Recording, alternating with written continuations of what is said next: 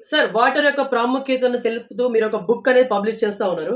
So, water యొక్క importance ఏంటి actually?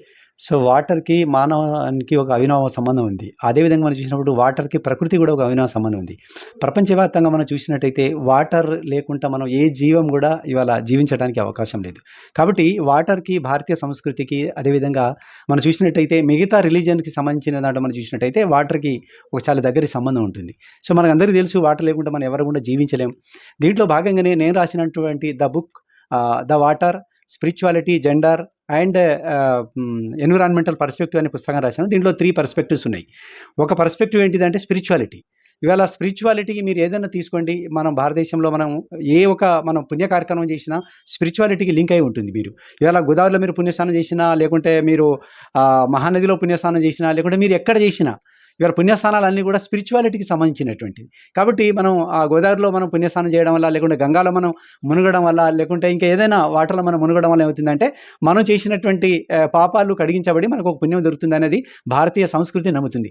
అదేవిధంగా మనం చూసినట్టయితే ఇవాళ ఏ రిలీజియన్ అయినా మీరు చూసుకోండి. ఇవాళ మీరు గుడిలో తీసుకునే తీర్థం కూడా ఇవాళ వాటరే. అదేవిధంగా మీరు చూసినట్టయితే బుద్ధిజంలో ఫస్ట్ మీరు బుద్ధిజంలో అభిషేకం కూడా ఇవాళ వాటరే. అదేవిధంగా మీరు చూసినట్టయితే ఇవాళ ముస్లిం రిలీజియన్‌లో మీకు మక్కాలో జామ్ నది ఒక బావి ఉంది. ఆ బావి నుండి తీసుకొచ్చినట్టు నీళ్ళు కూడా చాలా పవిత్రమైన నీళ్ళు అని చెప్పేసి ఇవాళ అందరూ కూడా దానికి వాడుతున్నారు. అదేవిధంగా మీరు కొంచెం ఇంకా ముందుకు పోయి చూసినట్టయితే క్రిస్టియానిటీలో పవిత్రమైన స్థానం తీసుకున్న తర్వాతనే బాప్టిజం తీసుకోవాలి.